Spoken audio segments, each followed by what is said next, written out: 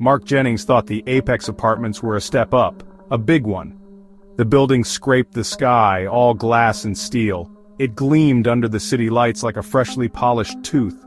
His new apartment on the 12th floor was compact, modern, perfect for a man starting over, or so he told himself. He'd signed the lease quickly, maybe too quickly.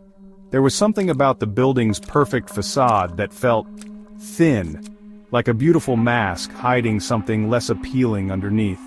He tried to shake the feeling. It was just new nerves, he reasoned, just the city. The lobby was a testament to minimalist design. Cold marble floors reflected the recessed lighting. The art on the walls was abstract, unsettling if you looked too long. It was always quiet, too quiet. No boisterous neighbors, no kids playing, just the hushed whisper of the central air conditioning, and the elevators. Oh, the elevators. They were fast, silent, sleek metal boxes that whisked you away. But one of them, the one closest to the concierge desk, had a peculiar habit, a digital quirk. It always skipped floor 7. The numbers would climb 5, 6, then a brief pause, a flicker, and then 8. Mark noticed it the first day. He'd idly watched the floor indicator. He even asked the concierge, a woman with a smile that never quite reached her eyes. "Floor 7? Maintenance, I believe," she'd said, her voice smooth as polished stone. No tenant access. It sounded plausible. Many buildings had floors like that, utility levels, storage, things best kept out of sight. But her smile wavered for just a fraction of a second. A tiny crack in the perfect veneer. It was enough to plant a seed of unease in Mark's mind, a seed that would soon begin to sprout. He tried to put it out of his thoughts. He had boxes to unpack, a new job to focus on, a life to rebuild. But the missing floor became a small, nagging itch. Sometimes, late at night when the city hummed its low lullaby, he'd stand by his window. He'd look down, then try to count the floors from the outside. It was hard to tell with the uniform windows. Was there a dark band? A place where the lights were always off? He couldn't be sure. The Apex held its secrets close, very close, and floor 7 was its biggest one. Days turned into weeks. Mark settled into a routine, work, gym, microwave dinners in his sterile apartment. He saw other tenants, of course, brief nods in the hallway, shared, silent elevator rides. They all seemed subdued, as if the building itself demanded a certain quiet reverence. Or perhaps it was something else. He tried striking up a conversation once with a woman walking a small, nervous-looking dog. He mentioned the impressive view. She'd agreed, her eyes darting around. Then he casually brought up the skipped floor. "Oh, that?" she'd said, her voice suddenly tight. "We don't really talk about that." Her dog whined softly, tugging at its leash. He started noticing things, small things. The way people would instinctively press the button for a floor above or below 7, never lingering on the gap. The way conversations would hush if the elevator happened to make a slightly unusual sound as it passed that unseen level. It was an unspoken rule. Floor 7 was taboo, forbidden territory in their collective consciousness. He sometimes heard sounds, faint muffled thumps, or what might have been a dragging noise, usually very late at night. It was probably just the building settling, he told himself, or pipes. Old buildings made noises. Except the Apex wasn't old. His curiosity, however, was a stubborn beast.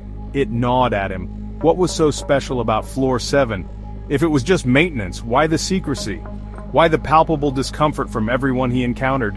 He began to feel like an outsider, not just to the city, but to the building itself.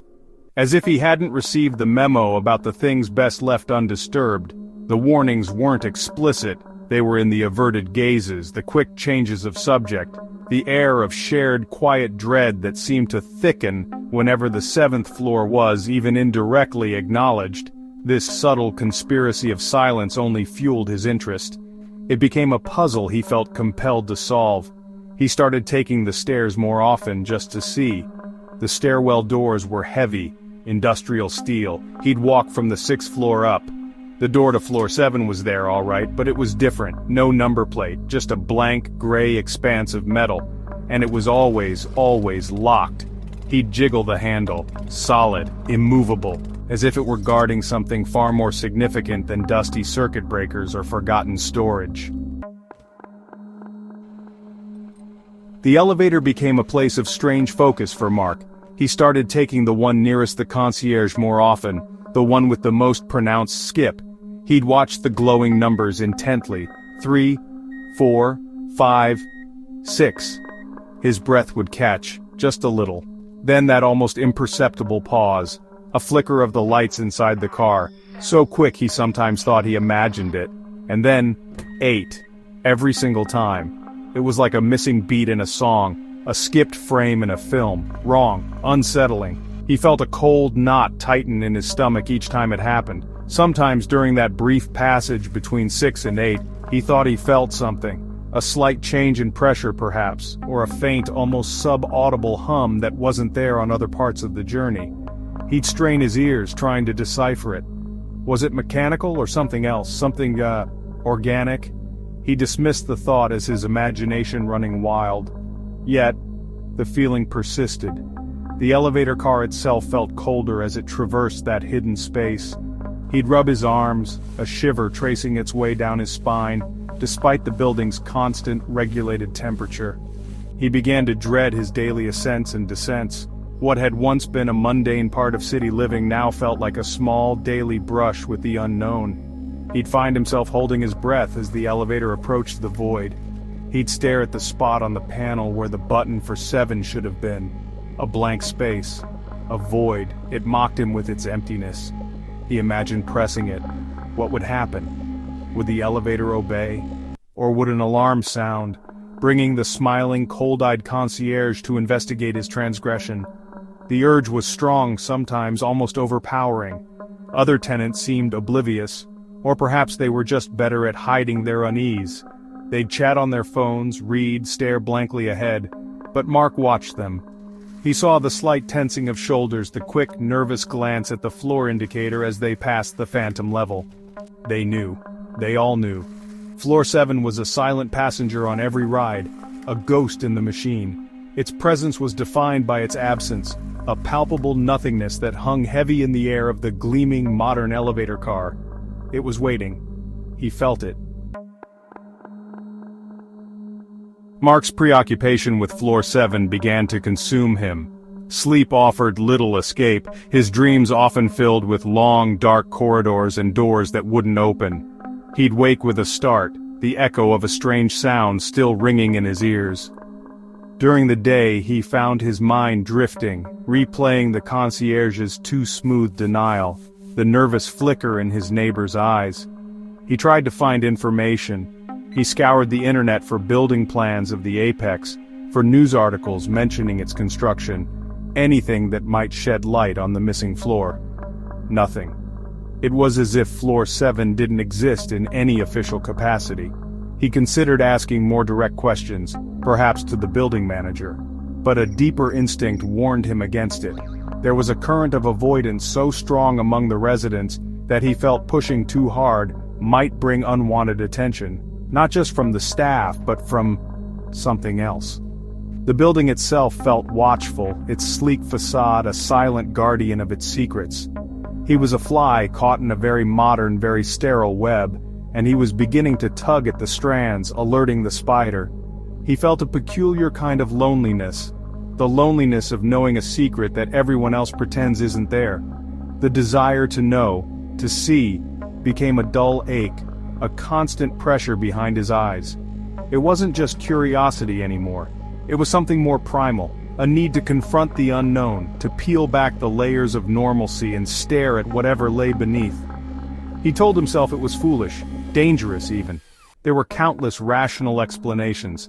An abandoned construction phase, a structural issue that made the floor unusable, but none of them satisfied the growing dread, the feeling that floor 7 was not merely empty, but wrong. The kind of wrong that seeps into your bones. One particularly restless night, after hours spent staring at the ceiling, the decision solidified. He couldn't live with the not knowing. He had to see it. Just a quick look, that's all. He'd be careful, he'd be quiet. What was the worst that could happen? It was just a floor in a building. An empty space. He repeated this to himself, a mantra against the rising tide of apprehension. But deep down, a colder voice whispered that some doors were best left unopened, some secrets best left buried in the concrete and steel. He ignored it. He had to.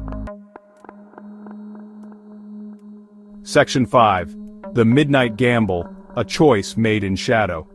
The chosen night was heavy and still. A thick blanket of clouds choked the moon, leaving the city in a muted, eerie glow. Mark waited until well after 2 a.m. The building was tomb silent. He'd rehearsed his plan. The stairs were out. That blank locked door was a dead end. It had to be the elevator. He'd read online about overriding certain elevator systems, about service keys, about emergency stop procedures. Most of it was too complex, too risky, but then he remembered something he'd seen a maintenance worker do once. A quick, specific sequence of button presses to hold the doors on a floor. Maybe, just maybe. He slipped out of his apartment, his heart a frantic drum against his ribs. The hallway felt longer, darker than usual. Every creak of the building seemed magnified. He reached the elevators, his palms sweating. He pressed the call button, the familiar one, the one that always skipped. The doors slid open with a soft hiss, the interior lights casting a sterile glow. He stepped inside, the scent of polished metal and faint, anonymous cleaning fluid filling his nostrils. He pressed the button for the lobby, then, just as the doors began to close, he jabbed the door open button repeatedly, followed by the button for floor 6. It was a long shot. The elevator began its descent. 12, 11, 10. He held his breath. As it passed 9, he quickly pressed and held the button for floor 8, then jabbed the door open button again and again, hoping to confuse the system, to force a stop in the in-between zone. The elevator shuddered, the lights flickered violently, then dimmed to a weak emergency glow. A low groan echoed from somewhere above or below. For a terrifying moment he thought he'd broken it, trapped himself. Then, with a jolt that threw him against the wall, the elevator stopped. The floor indicator was blank, dark. Slowly, agonizingly, the doors began to creak open. Not the smooth, silent hiss he was used to.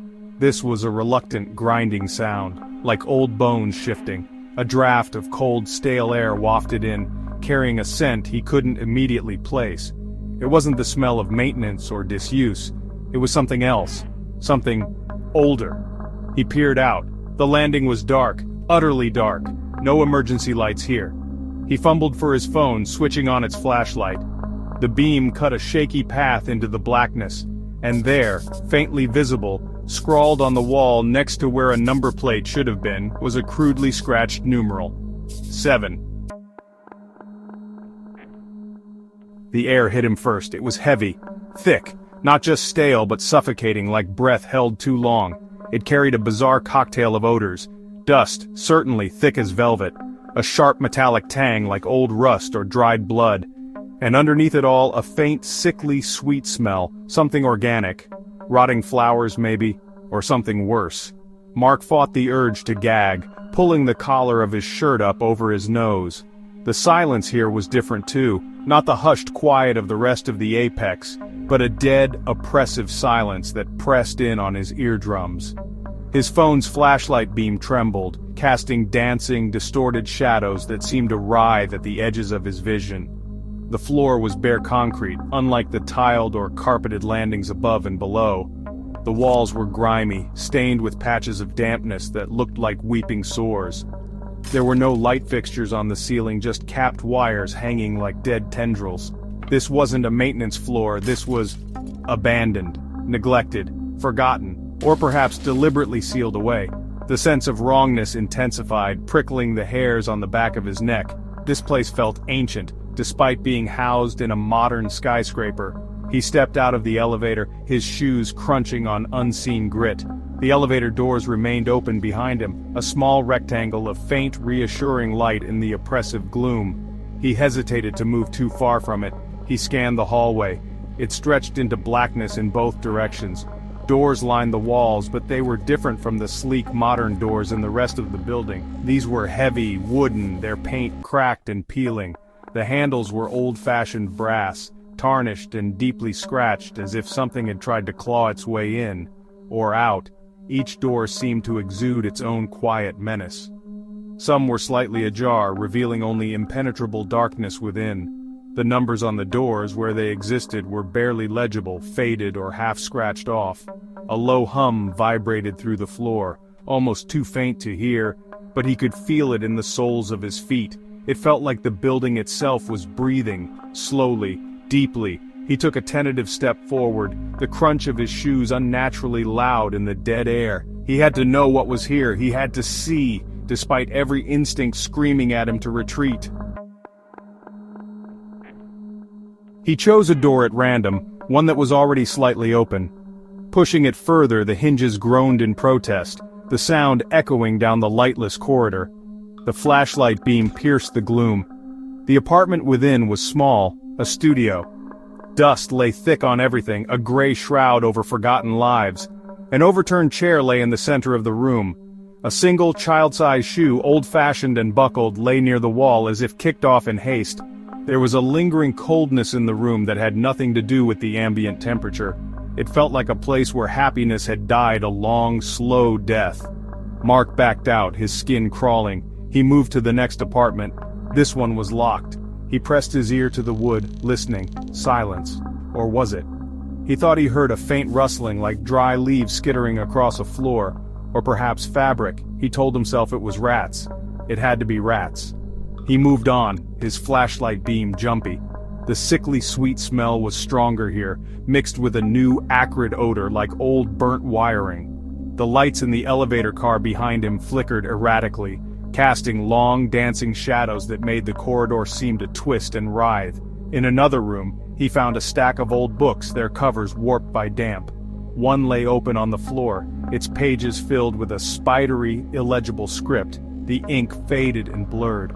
On a rickety nightstand, a framed photograph lay face down. He picked it up, his fingers trembling slightly. He turned it over.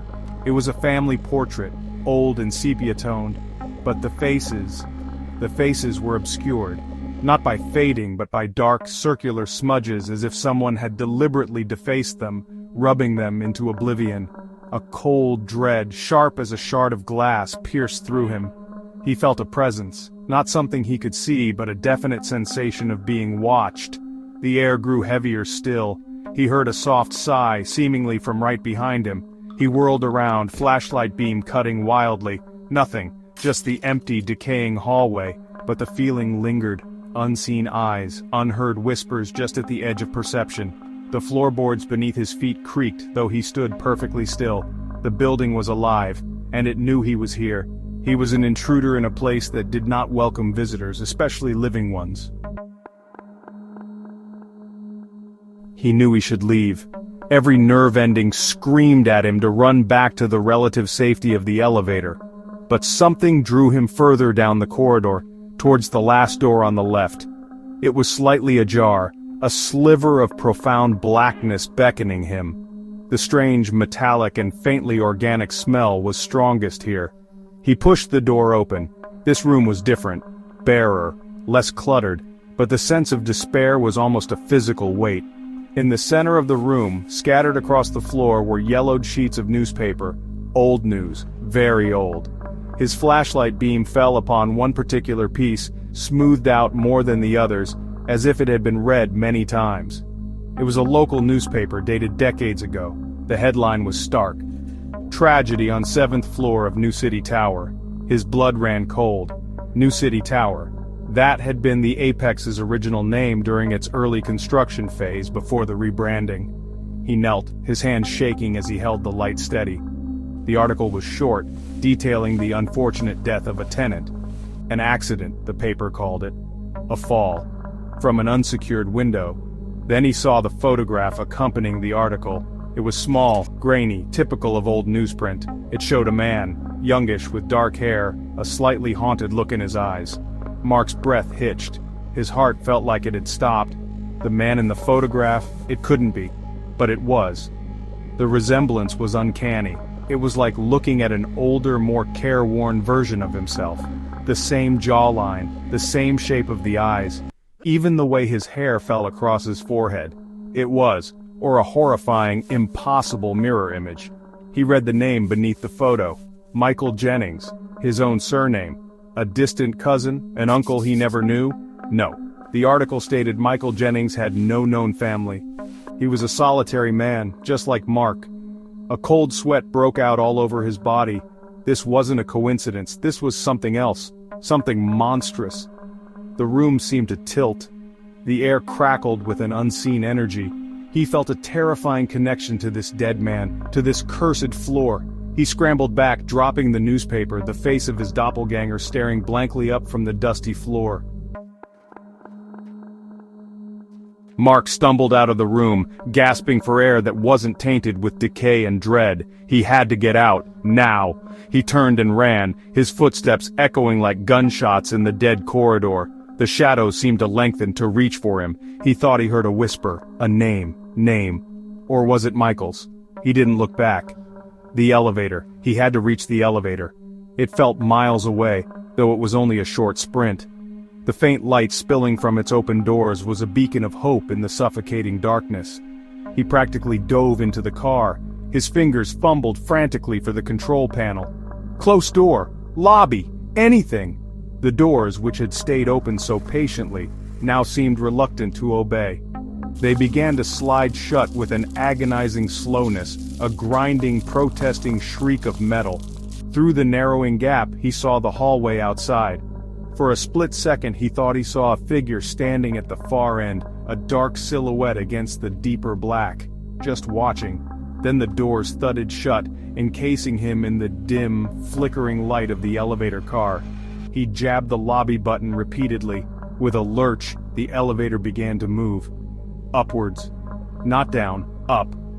It stopped on his floor, the 12th. The doors opened to the familiar sterile corridor of his normal life. He scrambled out, not looking back, and fled to his apartment, locking and bolting the door behind him.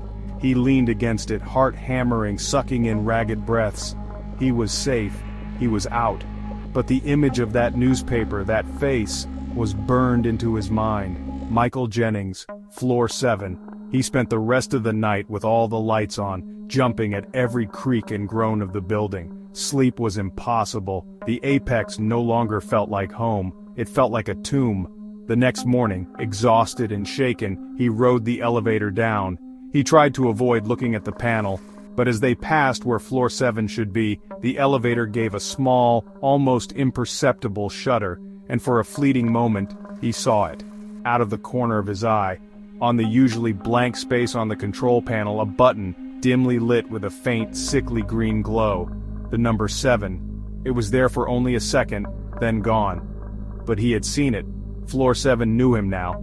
It had shown him its face, and he knew with a certainty that chilled him to the bone that it wasn't finished with him. It was waiting, and sooner or later, it would call him back.